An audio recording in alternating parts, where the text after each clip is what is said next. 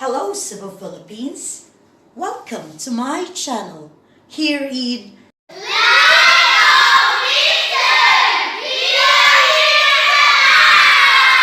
Bisdak Koday, maghatag ninyo pirmi ug kalipay. Sundi ko ninyo karang adlaw kay hatagan tumo og mga fresh and new episodes here in my channel. Kuyog ta!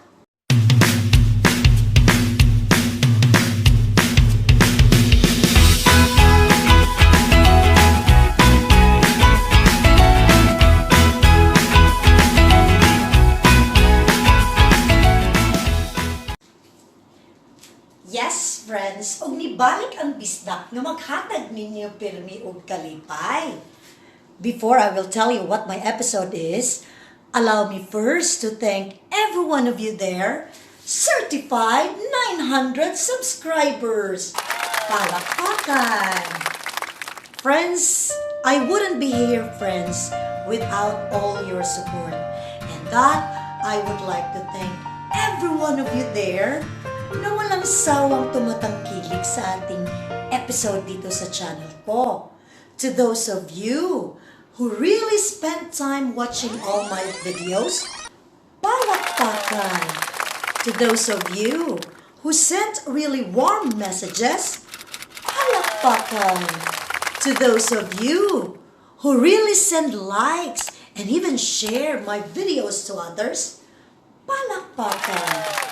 And to those of you who still did not subscribe my channel, please do so. Before I will tell you what my episode is, please turn the notification bell to keep you posted and alive with my new and interesting episodes here in Life of Miss Jing, here in Vietnam. Kulipata! Okay, friends, og nibalik na po ng bisdak nga magkumpleto sa ako ang episode. Excited na ba kayo kung anong episode ko ngayon? Yes, and our episode is List of Hospitals here in Vietnam with special surveys of people from around the world, my friends. Okay, di ba excited siya? In this episode, you will know the list of hospitals here in Vietnam, plus surveys of my friend around the world.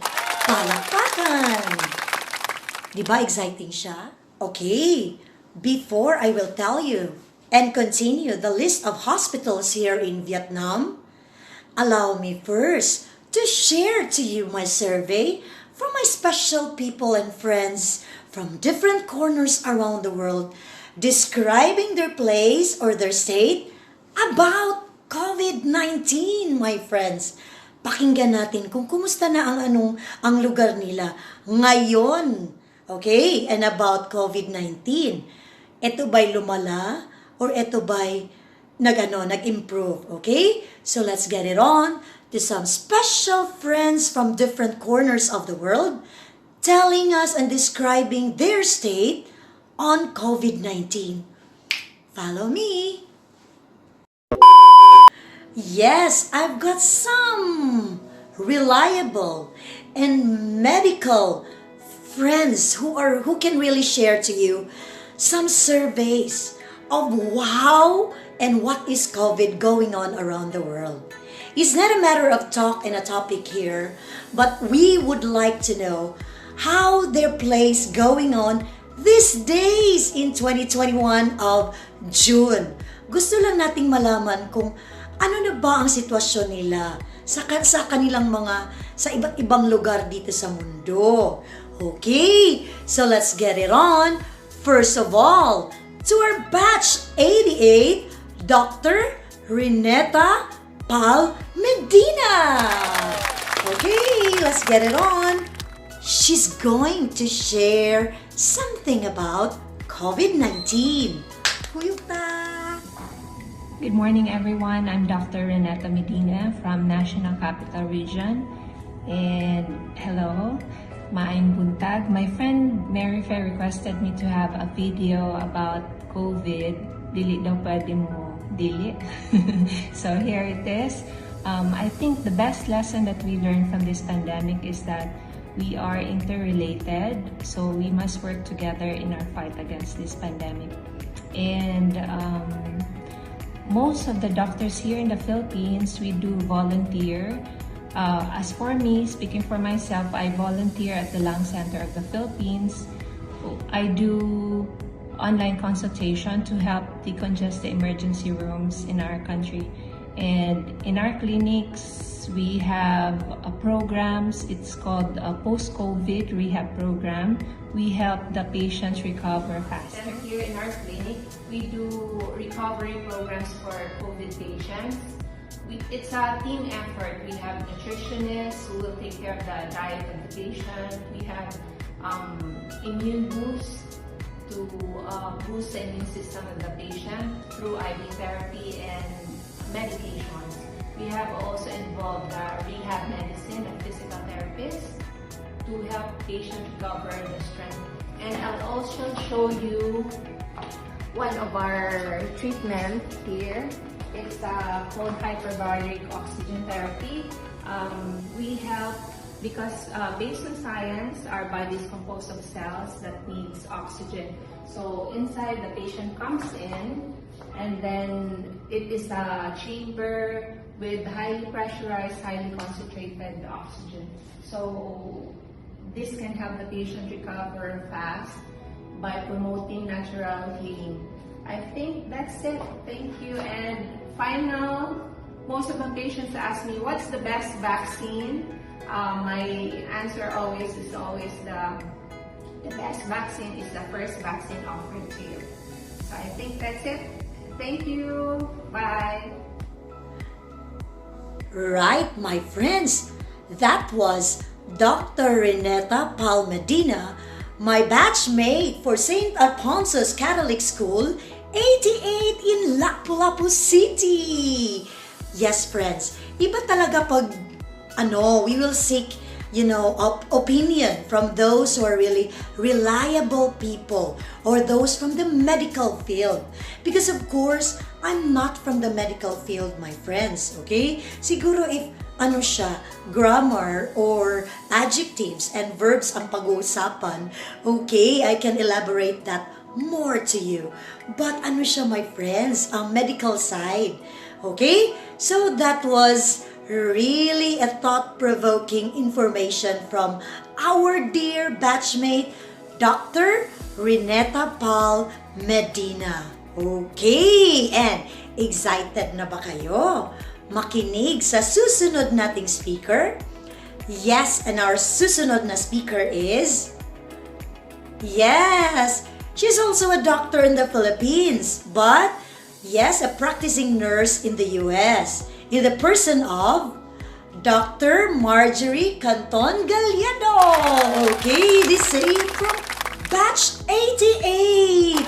A round of applause. Okay, makinig muna tayo sa kanila.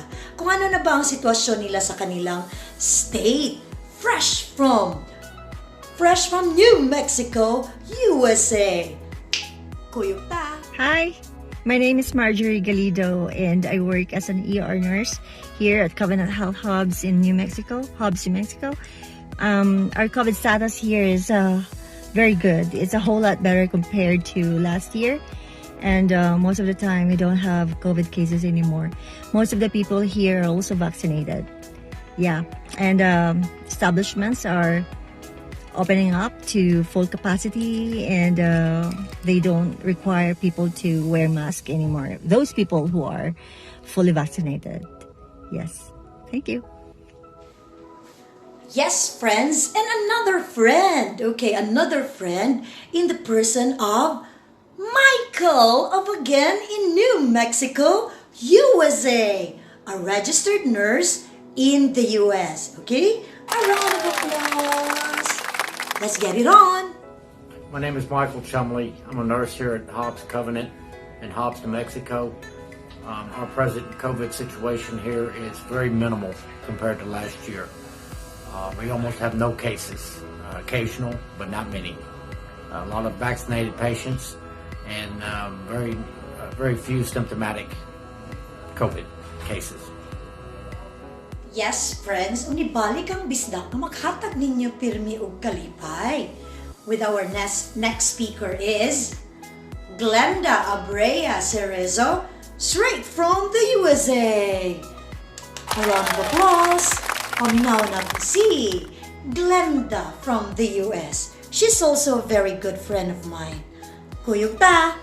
Taran. Hi, I'm Glenda. I'm a nurse here in Houston, Texas.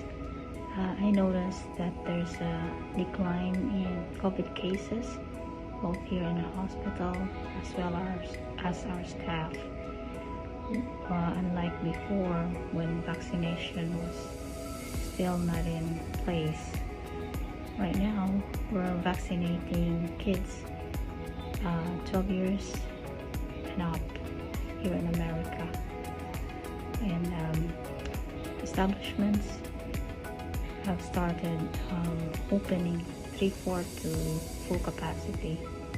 There are some states like Florida that fully vaccinated individual can wear no mask, but then for me, it's still too early to let our guards down. We should still wear our masks, practice social distancing, and institute hygienic measures so that we can fight this COVID pandemic. Yes, friends, and my beloved brother-in-law, straight from New Zealand, Granny Martin. Okay. We would like to know the current condition in different places around the world. Let's get it on. Let's go to New Zealand. Tara na! The COVID situation in New Zealand at the moment. Well, at the moment, we don't have any active COVID in the country. Currently, we don't have to wear any masks. We can pretty well be as normal. However, about 18 months ago, or February, March last year, there was a COVID cases, and we had, I think, about 4 people died, maybe a few more. But our Prime Minister, Jacinda Ardern, and her colleagues in Parliament, they did a total lockdown of the country and made everybody coming in to isolate. And you could come in as a returning New Zealand citizen, and they paid for isolation for 14 days, and this was free. But then later on they made a few rules about what was free and what was not. And currently we have opened up travel with most of Australia and the Cook Islands in one of our closer neighbours, Pacific Islanders. New Zealand is quite a bit different, say, than the Philippines, even though it's an island with just 5 million people. The spread is easy to keep under control, or easier to keep under control. We have also an app, and I use the app for contact tracing. So the situation in New Zealand and COVID-wise is very under control. We're hoping that the rest of the world will follow. My wife has already had the Pfizer vaccination. She's had the two vaccinations 3 weeks apart. I can get mine now, and the vaccination in New Zealand is paid completely by the government. There's no cost for it at all. Anyway, thank you very much. Hello everyone, my name is Sakitasa Manchilianto from Chicago, Illinois. I was asked by my good friend Michael to talk to you about our present COVID-19 situation here in Illinois.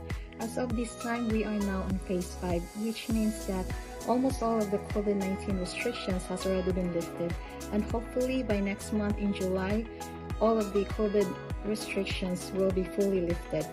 As a registered nurse and a documentation specialist working here in one of the largest hospitals in Chicago, we keep track of the hospital admissions every day. And I should say that there is a significant decrease of the COVID-19 cases that are admitted to our hospital as compared to the admissions a few weeks ago. This is mainly because of the ongoing vaccination program of COVID-19, and we are now at 60% or more than 60% of the Illinois population that already received the vaccine, and we are hoping and aiming for a 100% rate. So I am glad to share this information with you, and thank you very much, and you have a nice day. Yes, friends, list of hospitals here in Vietnam. Bisdak ko day, maghatag ninyo pirmi ug kalipay. Yes, friends, the word hospital in Vietnam, they call that VIEN. VIEN is a healthcare institution providing patients and treatment with specialized and medical nursing, and of course the staff here with they have really an equipment suitable for their patients. Okay, and the best known type of hospital is the general hospital, where typically has emergency and treated some urgent health problems, and of course they've got operating rooms, outpatient, admitting department, and really reliable staff, my friend. Yes, yan ang tinatawag natin dito na they've got public hospital. Of course, they also have private-owned hospitals here in Vietnam, my friends. O, diba? Excited siya. Because of course, when you go to another country, my friend, like me, we are foreigners here, you need to know where the hospital is, my friend. Okay? And public hospital here in Hanoi are also offering good services. Yes, my friends, yung mga ano nila dito, mga public hospitals are offering good services. Okay? Excited na kayo? In no particular order or distinction ang ibibigay ko sa inyo ng mga hospitals, my friend. Okay, our number one is the Bach Mai Hospital. Yes, Bach Mai, my friend, is located in Da Phong Street, Hanoi, Vietnam. Yes, friends, it is a multi-field medical facility in Hanoi, and it is really considered as one of the largest hospital here in Vietnam. And this was really established and opened 1911. So long time, right? 1911. During the French colonial revolution, my friend. And of course, it played an important role in Vietnam's really medical and 3 high specialized medical centers specializing in internal medicine. Yan po ang tinatawag nating Bach Mai Hospital. Again, in no particular order of distinction, these hospitals that I'm going to give you. The next hospital that we are going to talk about is, yes, are you ready? The My HUONG Hospital. My HUONG Hospital in Hanoi is a specialized mental health and psychiatric hospital affiliated with University of Melbourne, Australia. Yes, my friends, they've got mental hospital also here in Vietnam, and that is what you call My HUONG Hospital in Hanoi, my friend. Okay, and our next hospital is the St. Paul Hospital. Yes, St. Paul Hospital is located in Ba Dinh District, and it is a large multi-field medical complex in district of Ba Dinh, my friend, and it was founded in 1902 during the French colonial rule in Indochina in 19th century to the 20th century, administered by the Archdiocese of HANOI. So it's a religious institution who is ruling and running this St. Paul Hospital. During 2007, Japanese government really helped facilitate and donate some facilities and equipments to St. Paul Hospital, my friend. And now, St. Paul has 150 pediatrics, 500 beds for their ICU, and of course, they've got their so expert, okay? Really reliable people and expert staff and medical staff from that of St. Paul Hospital in Hanoi. And here, they also have the e-hospital, my friend, the electronic hospital. They will just log in to this electronic card and you can do your consultation using online. So, diba? Ganun sila ka-high-tech dito. They've got online consultation through their e-hospital, my friend. Another hospital to mention here is NHAN Hospital. This is a large hospital in NHAN, and it's a large hospital found in a big city in Hai Bachong District, Hanoi, my friend. And this is considered as a general hospital here in Hanoi, my friend. Yes. O diba, meron silang NHAN Hospital. And our next hospital, my friend, is Vietnam, Germany Hospital. Yes, VietDoc Hospital. This is the largest surgical center in Vietnam, situated in Trang Chi Street in Hanoi, Vietnam. The hospital was founded in 1904 as the part of the Hospital of Vietnam and GDR Hospital, German Democratic Republic in 1943, my friends. Yes, friends. Yun yung German hospital nila dito. And of course, if we've got Vietnam German Hospital, we also have Vietnam National Children's Hospital or VNCH, my friends. Yes, this was established in 1969 as the Institute for Pediatrics and Children's Health, my friends. This is also known as really the Children's Hospital and provides children's treatment in different cases, my friends, and diseases. Oh, yun yung Children's Hospital nila dito, my friend.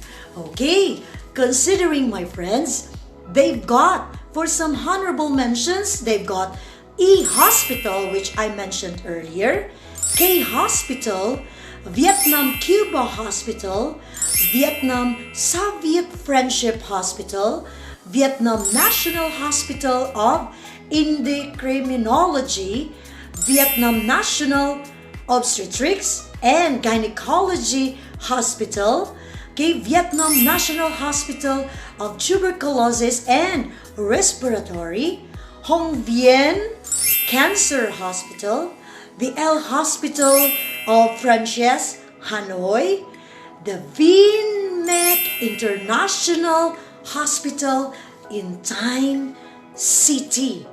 Okay, so those were the list of their hospitals here in Vietnam. Diba satisfying yung episode natin? List of hospitals plus surveys of my different friends from different corners around the world. Okay, diba? Masaya siya. Tara na, kuyog pata. Bisda ko day, maghatag ninyo pirmi ug kalipay. Kuyog ta! Yes, friends, ug mibalik na po ng bisdak na maghatag ninyo pirmi ug kalipay. Yes, with our episode, List of Hospitals here in Vietnam, with special survey from my special friends around the world. Yes, friends, and before I will end my episode, allow me first to thank every one of you, to those 900 or more subscribers, my friend. Napakasaya ko po na umabot ako ng 900. Thank you all so much, my friends.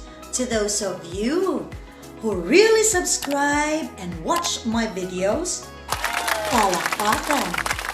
To those of you who really sent warm messages and likes, palakpakan. To those of you who shared my videos to others, palakpakan. And don't forget to press the notification bell to keep you posted and alive with my new and latest videos here in Life of Miss Jing, here in Vietnam, my friends. Bisdak today, maghatag ninyo pirmi ug kalipay. Goodbye, Cebu, Philippines. Goodbye. Bisdak ko day. Bisdak jud kaayo. Kauliun ako. Bye. Keep on following my channel. I will never frustrate you. Goodbye.